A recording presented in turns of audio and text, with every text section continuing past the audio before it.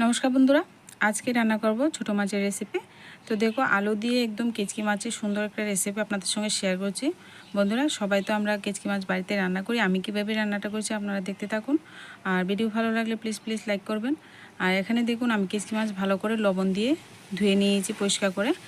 আর এখানে আমি দেখো কুচি করে আলু কেটেছি দুটো, পেঁয়াজ, আর এখানে কাঁচা লঙ্কা চেরা নিয়েছি।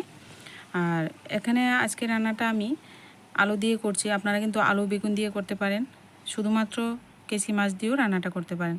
তো বন্ধুরা, সমস্ত উপকরণ ভালো করে এবার হাত দিয়ে মিশিয়ে নিলাম। রান্নাটা খুব সহজ বন্ধুরা, একদম ইজি করে রান্নাটা করছি।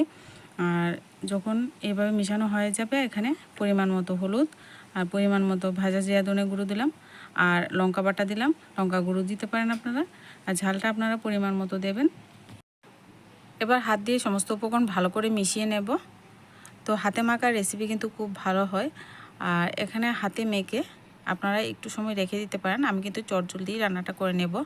চুলায় আমি কড়াই বসিয়ে দিয়েছি আগে থেকেই, আর একদম গরম হয়ে গেছে কড়াইটা। এর মধ্যে পেঁয়াজ কুচি দিয়ে ফোড়ন দিয়ে দিচ্ছি সর্ষে তেল দিয়ে। এবার পেঁয়াজটাকে সুন্দর করে গোল্ডেন কালার করে ভেজে নেব। বন্ধুরা, যদি নতুন বন্ধু হয়ে থাকো আমার চ্যানেলটিকে কোনো সাবস্ক্রাইব করে রাখুনি, প্লিজ চ্যানেলটিকে সাবস্ক্রাইব করে রাখবেন। এবার দেখুন, গোল্ডেন কালার করে সুন্দর করে আমি পেঁয়াজটা ভেজে নিলাম। এবার আমি সমস্ত উপকরণ এখানে ঢেলে দেব। একদম কেচে কুচে দিয়ে দিচ্ছি। এবার আলতোভাবে কিন্তু নাড়াচাড়া করতে হবে। বেশি জোরে জোরে নাড়াচাড়া করলে কেচকি মাছটা একদম গুঁড়ো গুঁড়ো হয়ে যাবে। তো আলতোভাবে নাড়াচাড়া করে একটু মিশিয়ে দিলাম। এবার ঢাকনা চাপা দিয়ে দেব। অল্প একটু সময় ঢাকনা চাপা দিয়ে রেখে আবারও ঢাকনাটা তুলে আর একটু আলতোভাবে নাড়াচাড়া করে দিচ্ছি। নাড়াচাড়া করে দিয়ে পরিমাণ মতো এখানে একটু জল দিয়ে দেব, যাতে করে আলুটা সেদ্ধ হয়ে যায় সুন্দর করে। একদম গামাকু রেসিপিটা হবে। এবার দেখুন, ভালো করে ডুবিয়ে দিয়ে এবার ঢাকনা চাপা দিয়ে আর একটু রান্নাটা করে নেব। 1 মিনিটের মতো জাল করব বন্ধুরা। 1 মিনিট পর কিন্তু ঢাকনাটা তুলে আবারও একটু নাড়াচাড়া করে এখানে লাস্ট আমি দিয়ে দেব 2টো লেবু পাতা। আপনারা চাইলে এখানে ধনে পাতা কুচি দিয়ে করতে পারেন, কিন্তু এইরকম যদি লেবু পাতা দিয়ে রেসিপি করেন ছোটো মাছের রেসিপি, দারুণ টেস্ট হয়। লেবু পাতাটা আপনারা মাখার মধ্যেও দিতে পারেন।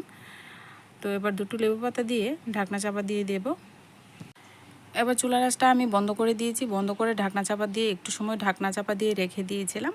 তো এবার ঢাকনাটা তুলে আবারও একটু নাড়াচাড়া করে নেব। নাড়াচাড়া করে নিলে রেসিপি কিন্তু সম্পূর্ণ রেডি হয়ে গেছে। আর আলুটা দেখবেন সিদ্ধ হয়েছে কিনা ঠিকঠাক। তো লবণ টবণ চেক করে নেবেন তরকারিটা নামানোর আগে। আজকে ভিডিওটা বন্ধুরা এই পর্যন্তই। দেখা হচ্ছে পরবর্তী কোনো নতুন ভিডিওর সঙ্গে। তো রেসিপি ভালো লাগলে প্লিজ চ্যানেলটিকে সাবস্ক্রাইব করে রাখবেন।